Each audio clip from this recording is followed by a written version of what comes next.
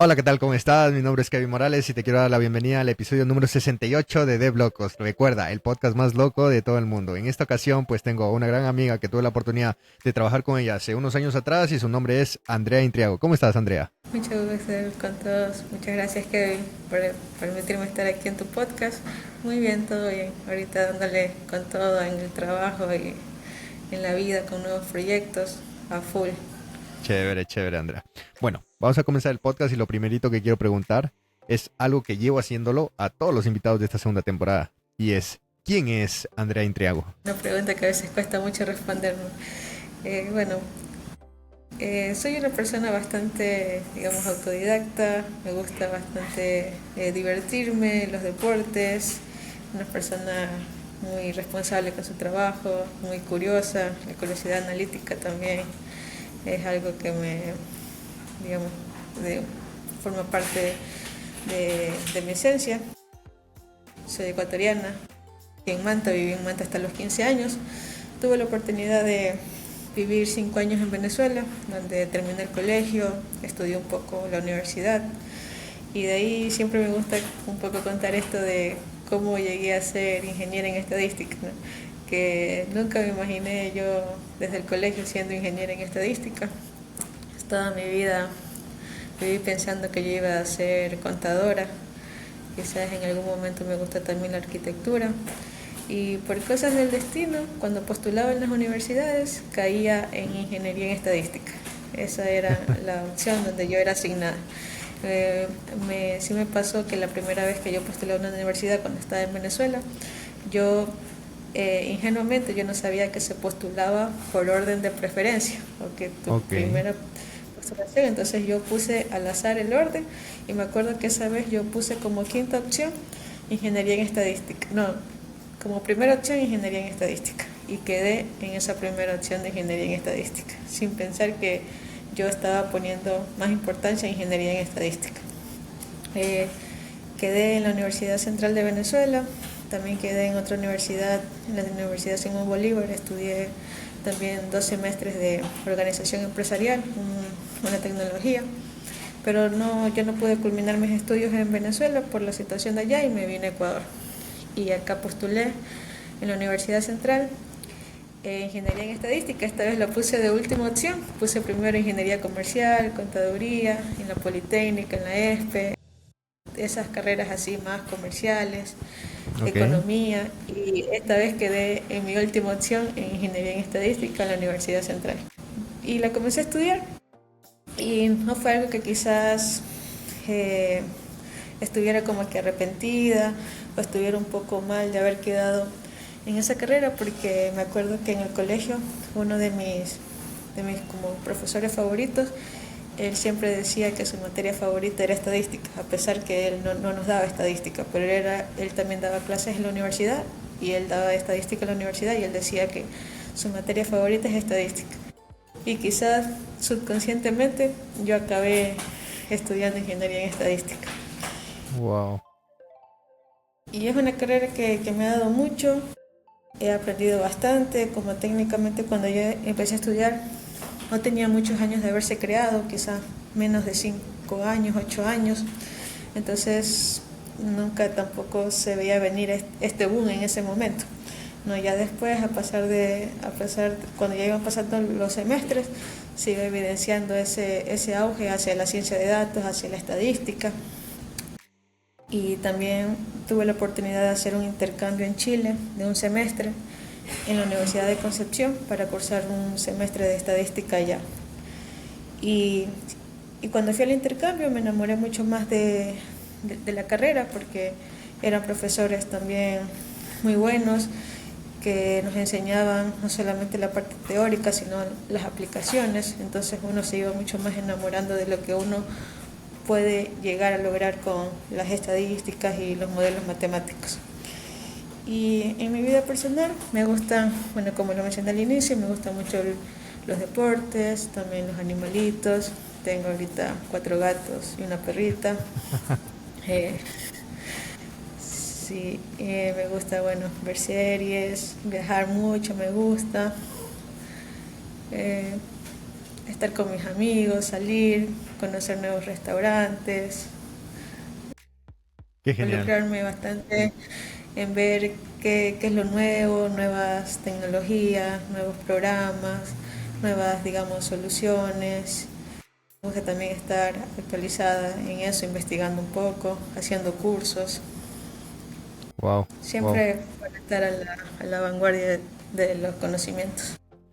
Qué chévere, André. Oye, y de verdad, pues, me alegra saber todo esto. Y mira, estamos hablando justamente de una ingeniería en datos y quisiera que le definas a las personas que están escuchando este podcast o están viendo este podcast, ¿qué es ser una ingeniera o ingeniero en datos? ¿En qué se basa? Actualmente hay algunas carreras, ¿no? Está ingeniería en estadística, está también en pregrado, están sacando las licenciaturas en ciencia de datos, en actuaría, que también tiene un poco que ver con estadística, aunque aquí en el país no se da esa carrera, en otros países sí la he escuchado. Bueno, lo que hace, digamos, un ingeniero en estadístico es el tema de, digamos, analizar los datos, transformarlos, darle valor a esos datos para que sean de ayuda en, en la toma de decisiones. Eso una parte explicándola quizás a nivel empresarial, ¿no? A nivel, digamos, del sector público, parte de las personas que estudian estadística de los datos se enfocan un poco más en índices sociales, en encuestas, en censos, en estos KPIs para medir el bienestar o la economía de un país. Ok, ok, súper, súper Y interesante. es, o sea, Sí. quizás en palabras sencillas, como una fusión entre un ingeniero matemático y un ingeniero en sistemas, ¿no? Porque usamos como que esa parte teórica de las matemáticas, pero asimismo usamos programación y Wow. unimos los dos mundos, fusionamos los dos mundos y eso sobre todo enfocado a la transformación y análisis de los datos, a la generación de los modelos. Y a veces hay cosas que utilizamos a diario que las personas no saben o no conocen, que se hacen con modelos matemáticos o estadísticos, como los sistemas de recomendación.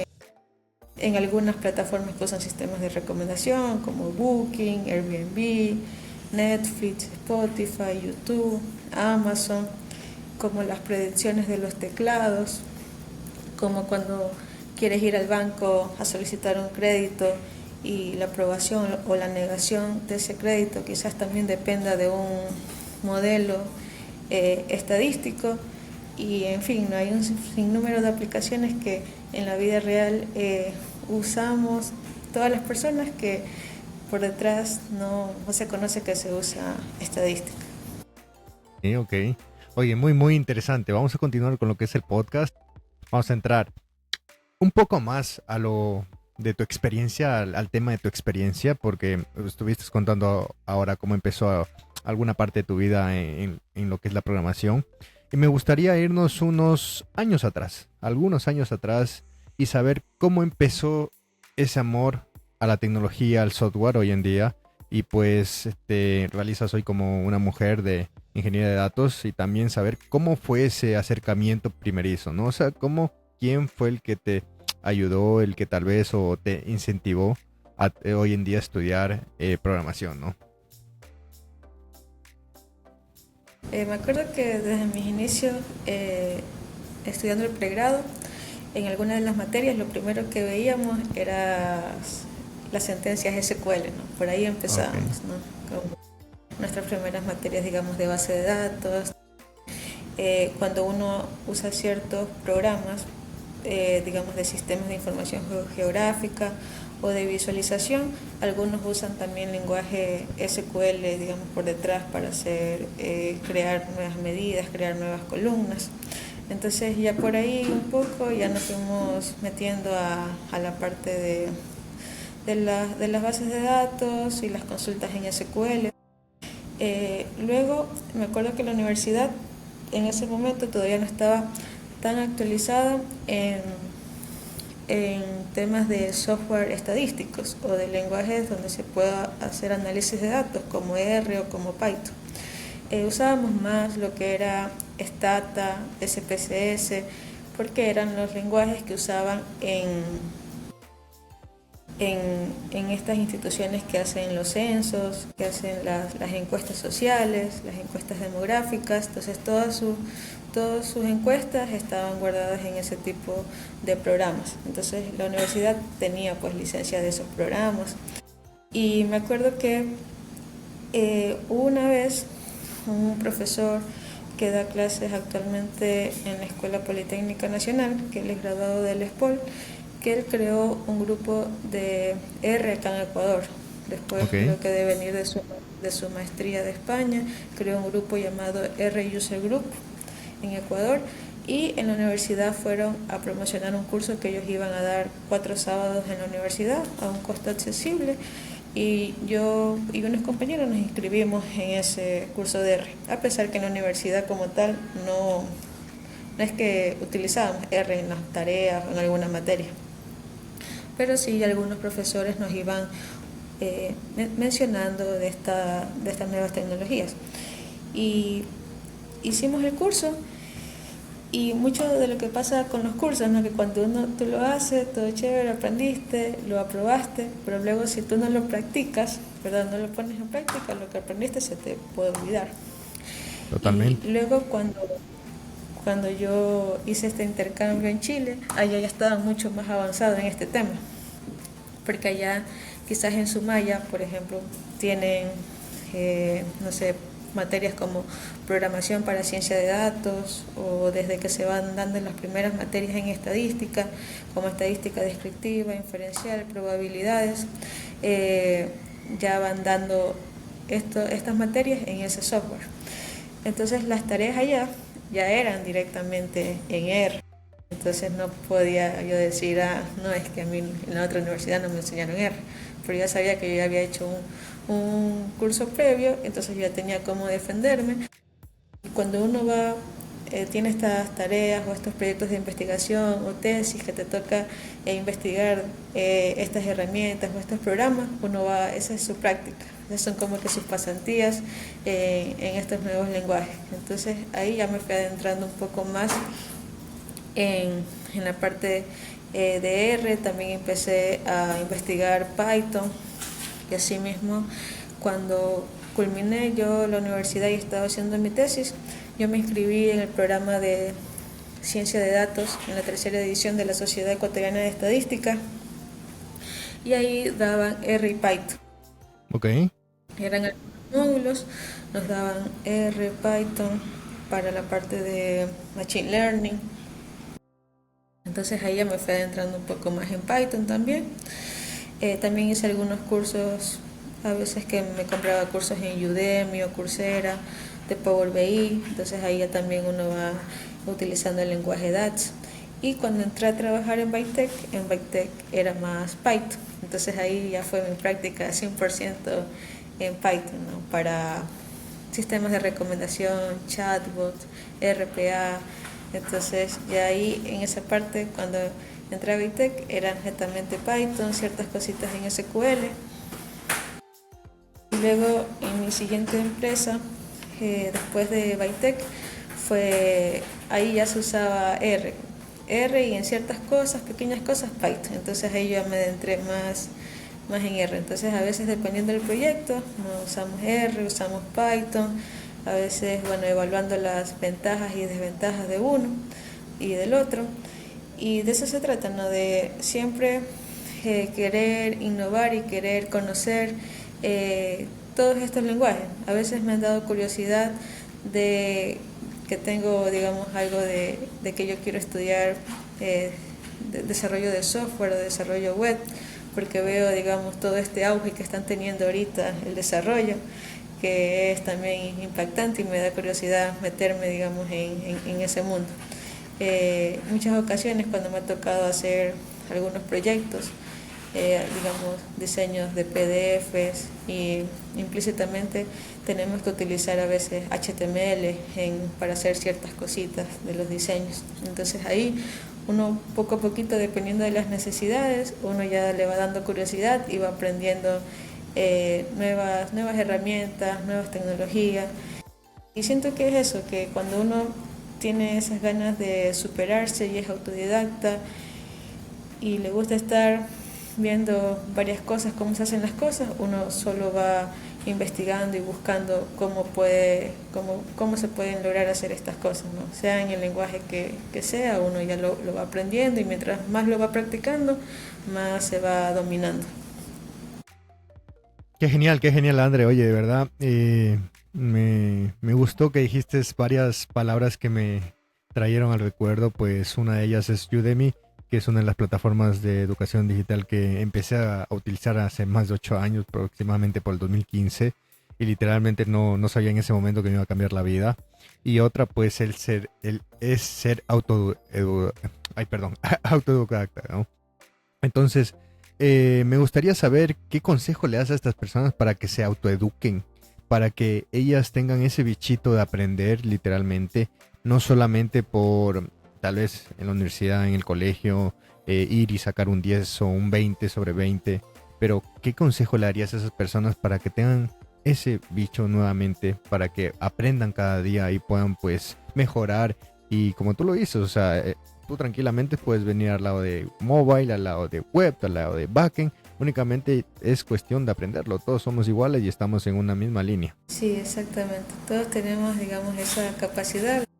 A veces un poco lo que nos falta son ganas o entusiasmo, poner una fecha y decir, hoy voy a empezar a aprender esto. Le voy a dedicar 10 minutos al día, 15 minutos, 30 minutos y voy a ponerme un objetivo de aprender algo nuevo.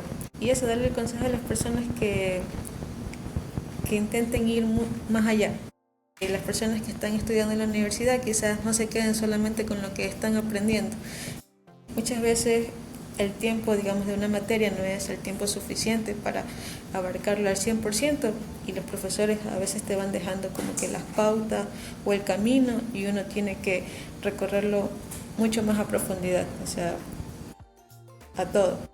Entonces es que de los maestros podemos recibir, digamos, ciertas iniciativas o ciertas guías, ciertos indicios y que las personas investiguen más y desarrollen. No solamente las personas que están en la universidad, porque yo conozco personas que no han estudiado en la universidad y son buenas, digamos, haciendo macros, unas super macros en Excel o haciendo unos códigos, quizás aprendieron solamente viendo videos en YouTube o quizás se consiguieron un PDF donde traía instrucciones, códigos y fueron un poco más investigando, porque siempre uno, a veces en estos cursos no te dan los códigos, te dan las sentencias y uno se tiene que preguntar, ay, ¿qué tal si también quiero lograr esto? ¿O qué pasaría si también ahora quiero hacer esto de esta manera? ¿Cómo yo lo lograré? Entonces ya te nace esa curiosidad, te queda esa espinita de cómo tú puedes lograr ese objetivo y vas investigando. Antes era un poco más complicado, yo me acuerdo que quizás hace un par de años atrás, que cuando quería hacer algo nuevo y no me salía o no tenía idea de cómo hacerlo, tenía quizás en el navegador un montón de páginas abiertas de Stack Overflow viendo consejos, respuestas, pero ahora con ChatGPT es mucho más fácil porque le escribes, digamos, una oración, un prompt y te da los ejemplos en todos los lenguajes posibles con recomendaciones. Entonces ya ese tiempo se va acortando, que si algo te tomaba mucho tiempo más en aprenderlo, ahora es mucho más rápido. Y No, siempre es eso, totalmente. ¿no? Nunca quedarse con la duda, investigar. Quizás yo cojo el teléfono y veo uso una aplicación y me pregunto, ¿cómo estará hecha esta aplicación? ¿Cómo fue creada? ¿Cómo se hace para crear esta aplicación? ¿Cuáles son los programas que usa para crearse una aplicación? ¿Qué es lo que necesita para crear una aplicación o una página web? Entonces ahí las personas ya van leyendo, utilizamos este lenguaje, utilizamos esta herramienta, puedes empezar con este ejemplo y así, a veces con códigos sencillitos. ¿Quién no ha empezado con un print de Hola Mundo? en su primera clase y ahora son expertos en 7 lenguajes de programación. Entonces siempre se empieza con algo chiquito y ya luego eres un maestro. No, totalmente de acuerdo, André, o sea, con todo lo que dices, de verdad, o sea, al principio nadie nace sabiendo, ¿no? Entonces la idea es ir iterando en uno mismo e ir mejorando, ¿sí? Entonces con esto pues me trae pues el siguiente tópico que es prácticamente hablar sobre hoy un tema que creo que todos sabemos que está en auge, que es la inteligencia artificial. Y te voy a hacer una pregunta que estoy muy seguro de que te la han hecho. Y es, ¿qué piensas acerca de que la inteligencia artificial va a reemplazar a los desarrolladores de software? Sí, una pregunta también muy debatible, ¿no? Unos dicen que sí, otros dicen que no. Yo creo que no los va a reemplazar, ¿no? Porque, o sea, o al menos no al 100%. Siempre se han creado muchas tecnologías nuevas que uno cree que va a reemplazar a ciertos puestos, a ciertos cargos, pero lo que hacen es que las personas evolucionen y quizás prioricen más otros temas o se destaquen más en otros aspectos, pero no es que se han quedado, digamos, totalmente sin trabajo. Igual siempre el ser humano está evolucionando y en mejora continua. Eh, lo que, por lo que digo que no lo va a reemplazar es que siempre tiene que haber alguien que esté supervisando, digamos, las respuestas o los códigos que te dan, o quizás dando mantenimiento, haciendo cambios o mejoras, o aumentando diferentes, digamos, módulos, quizás en un desarrollo de una aplicación. Entonces, para mí no es 100% reemplazable. Entonces, como antes, digamos, de que existiera la inteligencia artificial, pues los desarrolladores creaban, ¿no?, inicialmente todos estos códigos y asimismo se van a crear también, digamos, pueden ir avanzando en crearse nuevos lenguajes, nuevas tecnologías. Entonces primero va a tener que probarse o que los humanos lo aprendan, que hayan muchos datos para que luego la inteligencia artificial pueda aprender de todos estos datos, ¿no? Como ahora que quizás cuando la inteligencia artificial te da como respuesta un código, no es porque ya ha tenido muchos datos de entrenamiento, quizás de páginas como GitHub, otras páginas de código. Entonces siempre va a tener que haber estos datos que van a ser creados por los desarrolladores o por los humanos para que luego la inteligencia artificial aprenda y devuelva estas respuestas. O quizás en unos casos donde la inteligencia artificial puede reemplazar a los desarrolladores, las empresas igual van a tener que contratar desarrolladores que quizás no se encarguen de estar sentados haciendo códigos, pero quizás ya se encarguen de estar haciendo testing o de estar dando mantenimientos a las aplicaciones. Entonces puede ser que los perfiles tomen un poco más ese rumbo y no tanto de estar en los códigos, pero sí o sí se van a necesitar los cargos de desarrolladores. Ok, ok. Oye, y si le damos un poquito la vuelta a esta pregunta, que siempre me gusta pues darle opciones, ¿qué piensas de las empresas que no se actualicen a la AI en el futuro? Uy, sí, eso sí va a ser un problema. O sea, esas empresas sí van a tener un problema. Al no estar actualizándose o no ir a la par de la tecnología, se van a ir quedando un poco rezagadas o quizás van a tener que invertir mucho más recursos en comprar servicios de otras empresas, ¿verdad?, que utilicen quizás inteligencia artificial o que vendan servicios con inteligencia artificial y estas empresas la van a tener que consumir. O asimismo contratar mucho más personal o recursos humanos que puedan hacer estos desarrollos, que quizás se ahorrarían esa parte si ya tuvieran el conocimiento de las inteligencias artificiales y qué es lo que hace cada uno, ¿no? Porque tenemos inteligencias artificiales de código, de imágenes, de videos, de sonidos, de escritura. Sí, va a haber, sí, ellos se van a ver un poco afectados al no estar a la tecnología de lo que se está viendo ahora mismo con las inteligencias artificiales. Oye, interesante. ¿Y qué piensas acerca de estas empresas que no tengan el rubro de tecnología? ¿O crees que esto solamente va a abarcar el aceleramiento para estas empresas de tecnología? No, sí se va a abarcar para todo tipo de empresa.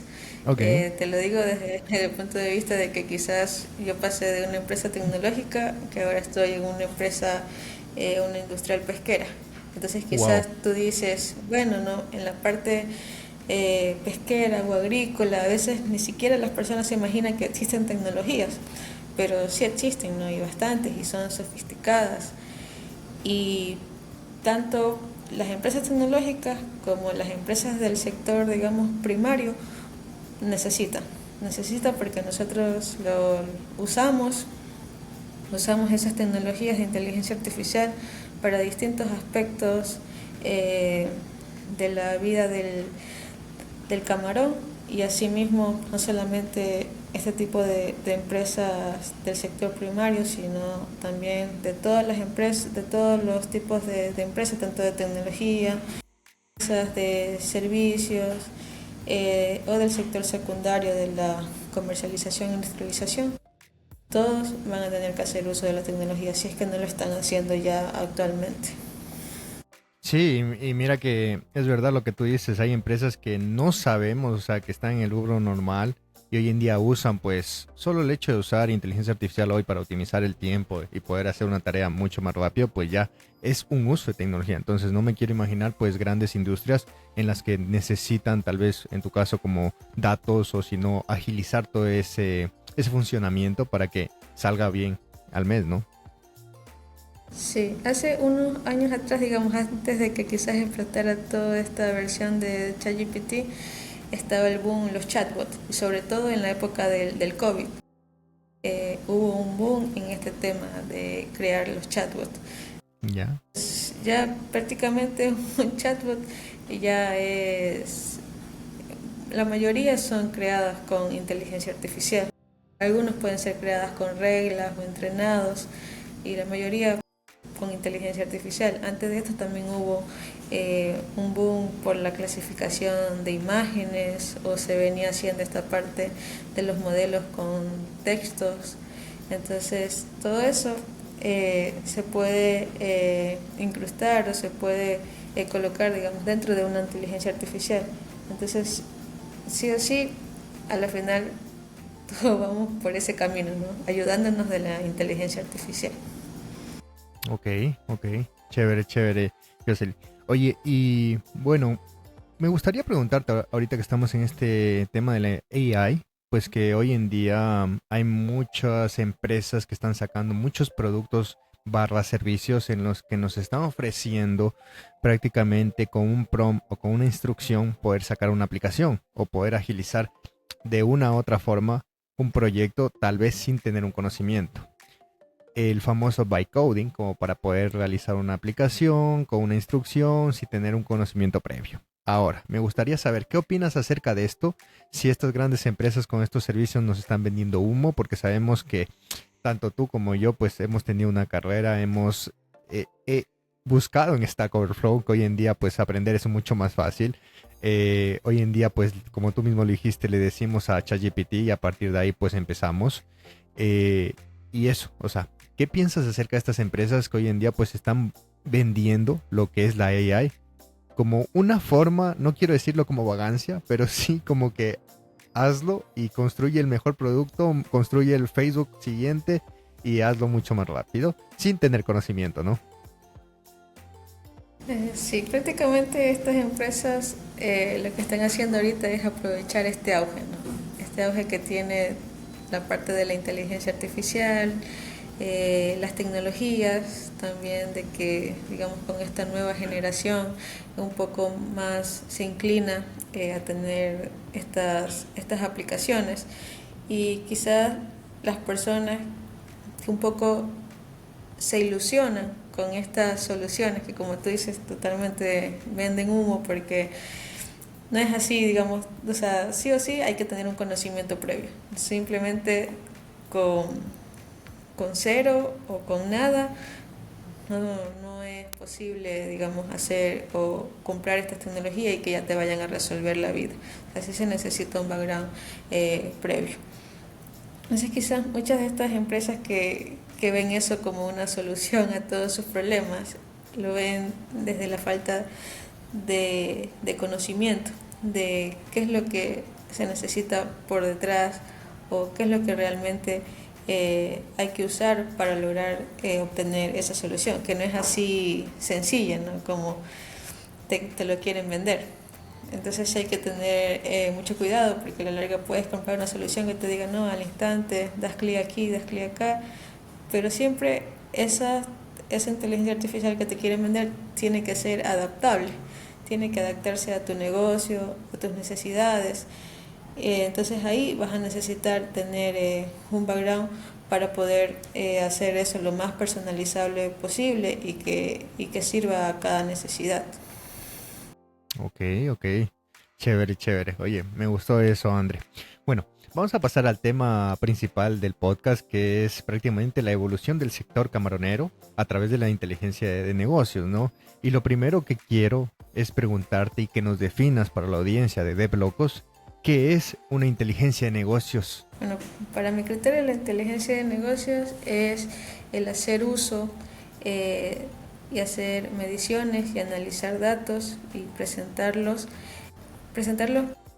con impacto, que a las personas que toman Ok, decisiones les genere valor, les genere conocimiento y que lo que permita principalmente es que esas decisiones que tomen que sean estratégicas y que sean basados en datos, que no sean basados en meramente una intuición o alguna experiencia, sino que tengan un fundamento, que los datos generen ese valor, ¿no?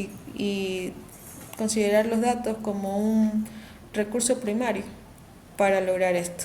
Entonces, para mí es eso, la manera en cómo se organiza, se analizan los datos y se los presenta de manera que se puedan tomar decisiones valiosas en el negocio y tener una ventaja competitiva. ok, ok. Es chévere, chévere. Y para llegar a tener un conocimiento sobre inteligencia de negocios, ¿qué roles crees que hay que ir cubriendo en un mundo profesional, parte de la ingeniería en datos? Bueno, quizás la ingeniería en datos pueda abarcar mucho más que solamente hacer inteligencia de negocios, ¿no? Porque la ingeniería en datos te permite también hacer ciencia de datos, te puede permitir acercarte bastante a inteligencia artificial, también análisis de datos y la inteligencia de negocios, la persona tiene que ser bastante analítica, gustarle eso del análisis de datos, buscar patrones, buscar tendencias. Y muchas personas que conozco que están adentrados en este mundo de la inteligencia de negocios quizás no tienen un perfil de datos o de sistemas, que al menos las personas de ingeniería en estadística o de ingeniería en sistemas tienen ese conocimiento previo de al menos las bases de datos, las tablas, las relaciones, las sentencias SQL, que es un aporte bastante grande para llegar a hacer inteligencia de negocio. Pero una persona de otra carrera, quizás carreras administrativas o carreras nada que ver con sistemas o ingeniería en estadística, pueden llegar a lograr hacer inteligencia de negocios con conocimientos como modelado de tabla, estadística descriptiva, visualización de datos y transformación de datos. Básicamente, he conocido personas de distintas formaciones que llegan a ser business intelligence o expertos en business intelligence y no necesariamente han estudiado una carrera de pregrado de 5 años solamente con tema de datos, sino todo está también dentro de ti y donde quieres inclinarte, ¿no? He conocido ingenieros eléctricos, ingenieros químicos, bioquímicos, petroleros, que han hecho cursos y ahora son expertos en inteligencia de negocios. Ok, ok. Chévere, chévere. Ahora vamos a pasar creo que es al rockstar de lo que es el tema del podcast y me gustaría saber, cuéntanos, ¿cómo un sector camaronero, primero, cómo fue antes el rubro, cómo fue sin hoy en día pues incluir lo que es inteligencia de negocios y después cómo evolucionó y cómo crees que la industria hoy en día pues va a adaptar todos estos cambios? Bueno, al inicio sí fue un cambio grande, digamos, yo viniendo de una empresa de tecnología que tienen, digamos, full herramientas, full soluciones, full personal capacitado en todos estos lenguajes, un cambio a ir a un sector, digamos, industrial o pesquero, camaronero, ¿no?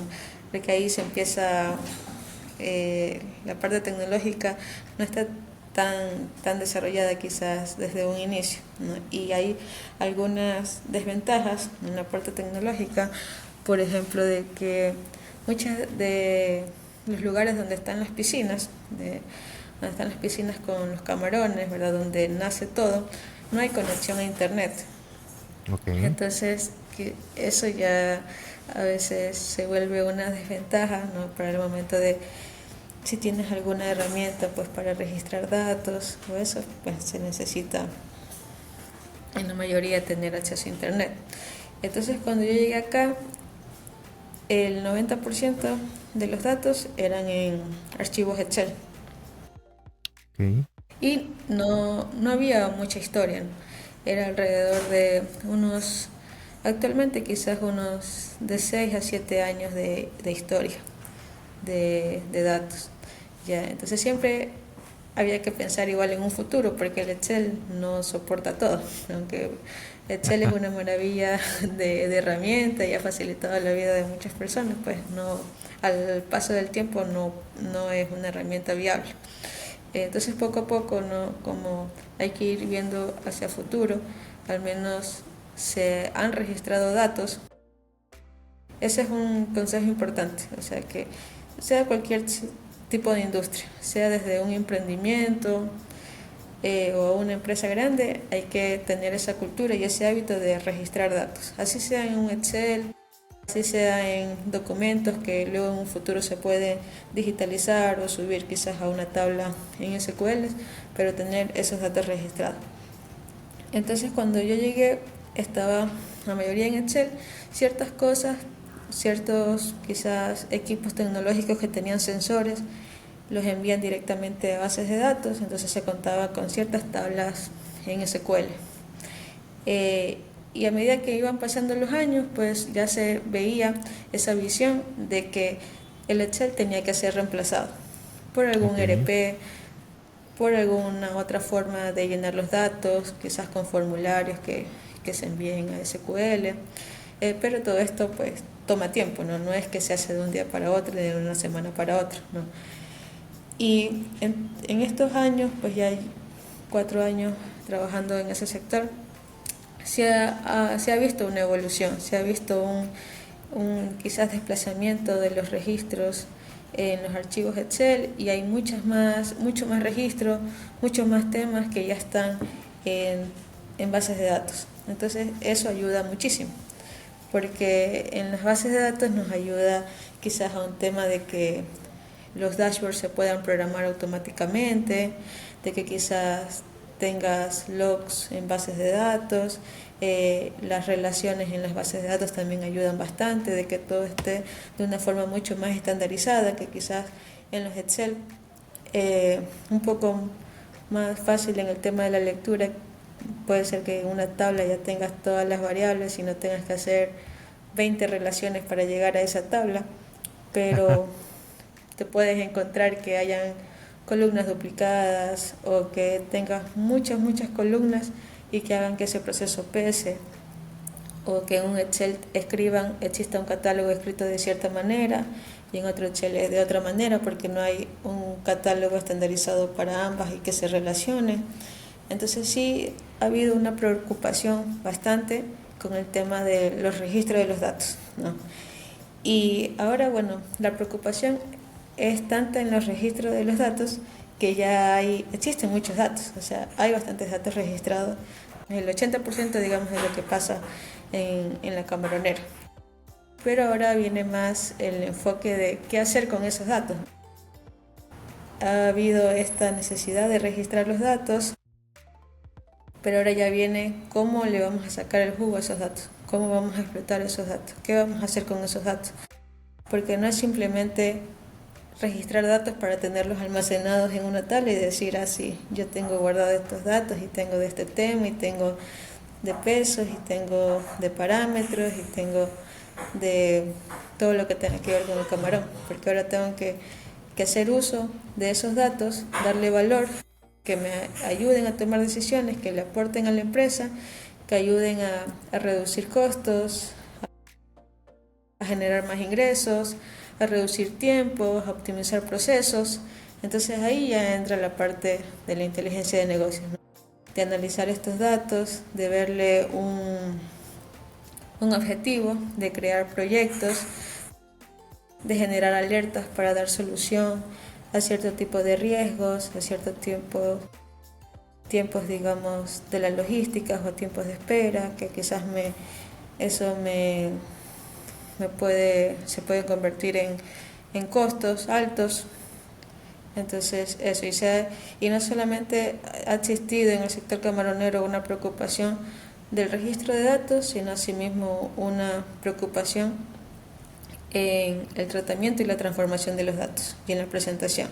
Entonces igual nos queda mucho camino por recorrer de darle un valor a los datos, pero sí hemos avanzado en que se creen bastantes herramientas de inteligencia de negocios para diferentes, digamos, cargos, para diferentes aspectos, para diferentes niveles jerárquicos, que le ayuden a estas personas pues a tomar decisiones inmediatas y basadas en datos. Y creo que eso no solamente es en la actual, digamos, empresa en la que estoy, ¿no? Como ahorita el Ecuador es el principal país exportador de camarón. Las empresas en general ven esta necesidad de tener estas tecnologías y herramientas y de crear este hábito de registrar los datos y de analizarlos. Y muchas veces me he dado cuenta, a veces viendo videos de otros sectores, por ejemplo en la ganadería, veo videos que las personas o los ganaderos también registran datos, a veces en cuadernitos, de los pesos, de las vacas, de los alimentos, y a veces yo me pregunto, ¿cómo lo estarán usando? ¿Será que los usan? ¿Será que los dejan solamente en los cuadernos? ¿Será que les dan algún valor, que los revisan, que luego los digitalizan? Entonces siempre es importante eso, crear ese hábito en todo nivel, ¿no? hasta en la vida personal de uno. Si tuviéramos registrado los datos de cuánto gastamos a la semana en compra, cuánto es el recorrido, no sé, qué hace nuestro carro, a qué hora generalmente llegamos a la casa, cuántas veces a la semana salimos, en qué horario solemos salir. Entonces eso nos ayuda, creo que, a tomar también mejores decisiones en nuestra vida. Entonces todo nace desde un registro de datos. Wow. André, pues de verdad que me dejas impresionando porque aterrizo ahorita con todos los proyectos que he podido trabajar y también con los proyectos que, bueno, he podido liderar y unos personales, y la verdad que lo técnico siempre, lo digo, lo técnico al final es tal vez tener dinero, pagar a una flota de desarrolladores o prácticamente uno hacerlo o comprarlo, ya, hablemos así, fríamente, comprarlo. Pero lo verdaderamente donde viene el core del negocio es en los datos. Literalmente, ¿qué hacemos con eso? ¿Cómo manejamos la logística? Vemos las big techs, como por ejemplo nuestro gran amigo Facebook, cómo vive, ¿no? Entonces, básicamente es manejar datos, cómo las plataformas crecen, cómo podemos saber, ¿sabes qué? A André le gustó mucho mi plataforma, voy a ofrecerle esto. ¿Sabes qué? No le gustó, pues voy a darle un flujo de otra pantalla para que tal vez sienta un poco de atracción y pues le guste y termine comprando mi producto, ¿no? Entonces, es clave. Esto de datos es clave, ¿no? Y creo que en una empresa barra negocio, barra startup, barra compañía gigante, siempre debe haber un equipo de datos, porque creo que eso hoy en día está haciendo crecer a todos, ¿no? Chévere, André. Bueno, Y mira, Un poquito vamos, con lo que decía, sí, absolutamente. Es una ventaja competitiva frente a las demás empresas, a los demás sectores de distintos rubros. Siempre vas a estar un paso adelante teniendo datos y sabiéndole dar el uso. ok, ok.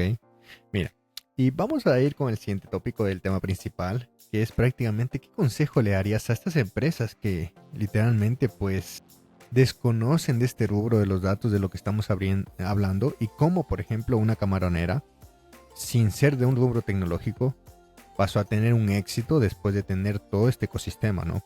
¿Qué consejo le darías a esas empresas que probablemente estén escuchándonos en este podcast? El consejo principal, que registren sus datos así sea en un papel, ¿no? Y que analicen esa posibilidad de contratar a un personal de base de datos o un desarrollador, porque si bien es cierto, tú nombraste que sí, también se compran soluciones, ¿no? Y a veces me he dado cuenta que hay que saber también comprar estas soluciones, porque he vivido experiencias de que quizás se compra una solución, se paga mucho dinero por esa solución, al final del día luego te toca meter mano en ese código fuente y personalizarla a tal nivel que ya lo que tú compraste es como que si lo hubieras hecho tú mismo con un equipo de desarrollo. Entonces es preferiblemente pues sí tener quizás un desarrollador, quizás un full stack o tener dos desarrolladores, un ingeniero de datos, un arquitecto de datos, no empezar por esa parte pues de la arquitectura de los datos, del modelado de datos y ya luego pues que se tenga esa parte de datos, así sea un pequeño lago de datos o una pequeña historia de esos datos. Así se puede pensar en contratar un personal más como un analista de datos, un perfil de desarrollador BI o de inteligencia de negocios, ¿no? Porque ¿qué va a hacer una persona de inteligencia de negocios quizás si no hay datos todavía? Entonces no va a lograr hacer nada. Entonces primero sí se necesita un personal capacitado y si la empresa pues es una empresa pequeña que quizás todavía digamos no le está rindiendo para contratar a este tipo de personal, sí que se haga un esfuerzo, así sea registrar en Excel, registrar alguna herramienta de Google Sheets o en una de estas hojas de cálculo, toda la información fundamental sobre todo, porque no necesariamente vamos a tener el 100% de los eventos que se realizan en una empresa registrados, ¿no? Por ejemplo, en el caso de las camaroneras, se debe empezar por lo más fundamental, quizás ir registrando pesos, ir registrando alimentos, ir registrando mortalidades, parámetros, variables, eh, mucho más críticas, ¿no? Quizás en una empresa de comercio ir registrando ventas, ingresos, gastos y ya después ir pensando en expandir, en registrar otras variables, ¿no? Entonces ese es mi consejo, pues sí, tener y animar a la empresa a que tenga ese hábito y esa cultura de registrarlo todo y empezar con lo fundamental y pensar en tener personas de datos, tanto de la parte de la arquitectura de los datos como de la parte de análisis de datos, ¿no? Y ya en un futuro, si la empresa es quizás grande, tener un departamento de ciencia de datos o de inteligencia de datos o un laboratorio de datos donde ya se hagan muchos temas más sofisticados como aprendizaje de máquina, chatbots, sistemas de recomendación, modelos mucho más avanzados que quizás simplemente la inteligencia de negocios. Chévere, chévere, André, conversar sobre este tema súper importante para todas las empresas que nos están escuchando, ya que los datos, vuelvo y repito, son muy, muy importantes en un flujo de negocio. Ahora, vamos a pasar al siguiente tópico, que es prácticamente realizarte una pregunta, y es, ¿qué le dirías a la Andrea Intriago de hace 10 años atrás? Hace 10 años atrás, ¿cuántos años tendría? Sí, bueno, quizás sí le diría que no se frustre, que no se presione mucho, quizás en ese momento estaba muy presionada en los estudios, siempre obtener buenas notas en- para, no sé, para ganar becas o cosas así, pero quizás le diría que disfrute más el proceso, que aproveche más los consejos y los temas que dan los profesores, que me involucre mucho más en los lenguajes de programación desde hace muchos años atrás. Eh, y nada, que no me desespere, que el futuro que se avecina es muy bueno, que nos va a ir bien. Chévere, chévere, André. Bueno, vamos a pasar a las preguntas sorpresa de DevLocos. Son 5 preguntas y ahí te va la primera. ¿Recuerdas cuál fue tu primer pago como desarrolladora de software y qué hiciste con él? O sea, me acuerdo cuál fue mi primer pago, pero no me acuerdo qué hice con él, la verdad. Creo que posiblemente en el primer pago me acuerdo haber comprado algo a mi sobrina, que en esa época tenía recién 3 meses, 4 meses, y también con ese primer pago yo en ese tiempo estaba viviendo con un familiar y pude, como que era época de COVID, y pude colaborarle pues como en una mensualidad por el tema de comida y vivienda que me estaba dando en ese momento. Qué chévere, chévere. Chévere, André. Vamos con el siguiente. ¿Cuál fue tu primer lenguaje de programación? Perdón, esa no era. Estaba leyendo otro. ¿Alguna vez has tenido un error tan grande que te hizo reconsiderar tu carrera como desarrolladora? Un error tan grande. No, Algo que hayas no. pensado, bueno, no sirvo para esto, me voy. No, lo que sí a veces me ha pasado que sí, sí he sentido ansiedad con algo que quizás uno a veces se mentaliza que no lo puede lograr, y a veces yo me presiono a mí misma y empiezo a sentir ansiedad de que eso, o voy a fracasar en este nuevo proyecto, pero ya luego como que trato de calmarme y darme ánimos y lograr sacarlo. O a veces sí he cometido errores que luego lo que digo es, bueno, en una siguiente ocasión voy a tener mucho más cuidado, o voy a hacer mucho más, a dedicar mucho más tiempo en revisar o en validar los datos para que no me vuelva a suceder este tipo de error. Ok, chévere, chévere. Vamos con la siguiente. Si solo pudieras trabajar con un framework o lenguaje por el resto de tu vida, ¿cuál sería y por qué? Ay, ahorita mismo. Creo que, bueno, sí escogería Python. Ok, Escogería Python porque siento que en Python no solamente puedes hacer ciencia de datos, aprendizaje de máquinas, sino que también se pueden crear chatbots, se pueden crear aplicaciones, se pueden hacer RPA, entonces se pueden hacer varias cosas. Entonces siento que es bastante integral con ese lenguaje de programación, sacar diferentes productos. ok, chévere, chévere. Ahora, si solo pudieras borrar un lenguaje de programación del mundo, ¿cuál sería y por qué? Borrar.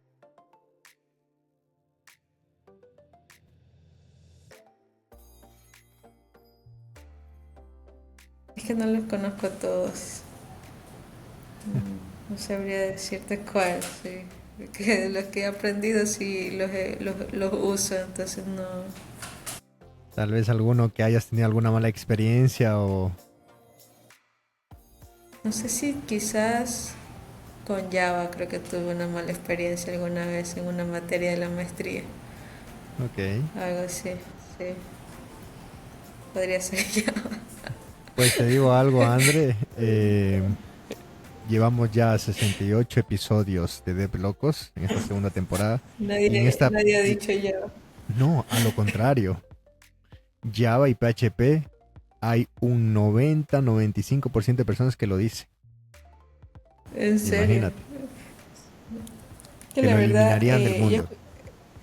he escuchado, bueno, que a veces a varias personas quizás no les gusta C Sharp o, o C++ u otro, pero como tal yo no los he usado así a profundidad, entonces no podría decirte, pero sí me acuerdo que ya en una materia de Big Data, creo, o algo así, utilizamos algo y sí me dio un dolor de cabeza, entonces por esa experiencia pues lo elegí.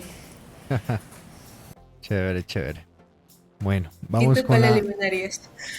Mira, pues yo no lo usé mucho. Bueno, lo usé cuando quise empezar un poquito, ¿sí? Y ¿cómo te explico? Es una construcción de varios lenguajes, lo veo yo así. Y varios lenguajes que son fundamentos, ¿no? Lo usé cuando empecé en el 2015, por ahí pequeños proyectos. Ahí en un proyecto de donde trabajo, en algún momento me cambiaron un proyecto y tuve que trabajar con ese lenguaje como 9 meses y fue donde dije, no, no mismo con este lenguaje. Y es Objective-C, que es prácticamente el lenguaje que usaba Apple para crear aplicaciones móviles del 2014 anteriormente, ¿no? Entonces, está basado en C, que también tengo una experiencia. La primera materia que no pasé en la universidad fue programación, fundamentos de programación, y adivina qué lenguaje fue, C. Entonces, es como que ese lenguaje sí, no, I don't like, ¿no? Entonces, ese sería yo el que lo eliminara, en mi experiencia, ¿no? Sí, porque ustedes sí tienen un catálogo más extenso de lenguajes de programación. Yo a veces con dos, tres que uso y ya quiero usar uno, escribo como que estoy en el otro lenguaje y ya tengo que sacarme ese cheat de que ya no estoy programando en ese lenguaje, sino en el otro, que a veces me suelo una sentencia de la de acá, la mezclo en la de acá. Ahora no me imagino ustedes que conocen más de cinco lenguajes, es una locura. Muy admirable eso. No, totalmente, totalmente. Chévere, chévere. Vamos con la última pregunta, André, que es, ¿qué es lo más raro o inesperado que has encontrado en el código de otra persona? A veces nombres de variables. Ok. Creo que eso a veces es lo más raro, los comentarios. Sí, a veces nos preguntamos, a veces vemos un código largo y nos decimos, ¿por qué hizo esto si lo podía hacer en una línea de esta forma, ¿no? Pero creo que eso a todos nos pasa, porque a mí al inicio me pasaba que quizás mis primeros scripts eran de una forma y luego al pasar de los años ya iban cambiando y a veces yo me acuerdo que al inicio hice esto y lo hice de otra forma, pudiendo haber utilizado un par de líneas y era mucho más rápido. Entonces creo que eso es lo más raro. Sobre todo lo que más me acuerdo es haber encontrado escrito en mis compañeros en nombres chistosos en las variables, en las tablas. Chévere, chévere, André. Bueno, ya estamos ya terminando lo que es este podcast increíble que hemos tenido la oportunidad de hablar contigo acerca de los datos y la importancia que tienen en empresas hoy en día. Y por último, me gustaría pues que nos ayudes con un consejo para la comunidad de DevLocos que quiere empezar a programar. Que le den con todo, que se metan de lleno en la programación, que quizás investiguen cuál es el lenguaje, digamos, que se usa con más frecuencia o quizás empezar con el más intuitivo o el más fácil para que se vayan un poco enamorando pues del mundo de la programación. Que no piensen que es difícil, ¿no? A veces hay las personas que piensan que tienen que memorizarse las funciones o ciertos parámetros y no es así, o sea, una persona no conoce, digamos, al 100% un lenguaje de programación, siempre va a haber algo que va a necesitar revisar la documentación o las ayudas, que no se sientan frustrados. Algo que no puedan hacer, van a encontrar las ayudas en internet, van a encontrar ejemplos, van a encontrar una comunidad, van a encontrar documentación. Entonces todo es meterle dedicación y de ser constantes y de practicar, porque por más que hayas hecho el curso de un año o un bootcamp, si no lo practicas, eso se te va a olvidar al poco tiempo. Entonces, así mismo, estás aprendiendo o estás en un curso, sea un curso, un video en YouTube, sea algún curso que pagaste, trata de buscar páginas donde te den ejemplos o donde te pongan retos para que los puedas solucionar y con eso formar un portafolio, publicar siempre tus avances, así sea un ejercicio que ya lo haya hecho todo el mundo, ¿no? Siempre publicar tus avances, publicar lo que has hecho, publicar tus tareas, tus proyectos de la universidad, quizás alguna aplicación que hiciste para alguna tesis o algún proyecto de la universidad, publicarlo, dar tu punto de vista y que la comunidad te vaya conociendo, que lo publiques ya sea en LinkedIn, tener tu portafolio en GitHub, que eso vende, ¿no? Cuando las empresas o armes tu currículum, poner ahí tu link de LinkedIn, tu link de GitHub y que las empresas puedan ver todo lo que has ido elaborando. Quizás si no tienes una experiencia antes en algún trabajo de desarrollo, pero en la práctica van a ver todos tus productos que tú has desarrollado. Wow, wow. Chévere, chévere, André. Bueno, para ya ir finiquitando lo que es este podcast, pues darte las gracias por haber estado en el episodio número 68 de esta segunda temporada de Dev Locos. Y por último, pues me gustaría que nos ayudes con tus redes sociales o dónde te podemos contactar. En LinkedIn me pueden contactar, estoy como Andrei Triago, no sé si igual lo podemos colocar Sí, sí. en el, sí, eh, no sé si, bueno, si me quiere contactar en Facebook, igual estoy como Jocelyn Andrei Triago, en Instagram también. Bueno, el GitHub no lo tengo a la mano, no me acuerdo cuál sería. Eh, pero vos me pueden contactar por el LinkedIn. Sí, suelo responder y estar bastante pendiente de LinkedIn. Sí. Qué genial, genial. Bueno, Andrea, reitero el agradecimiento por haber estado en el episodio número 68 de Dev Locos de esta segunda temporada. Y para la audiencia, pues nos estaríamos viendo en el siguiente capítulo. Muchísimas gracias. Hasta luego. Bye. Gracias, muchas gracias a ti por la invitación. Saludos a todos.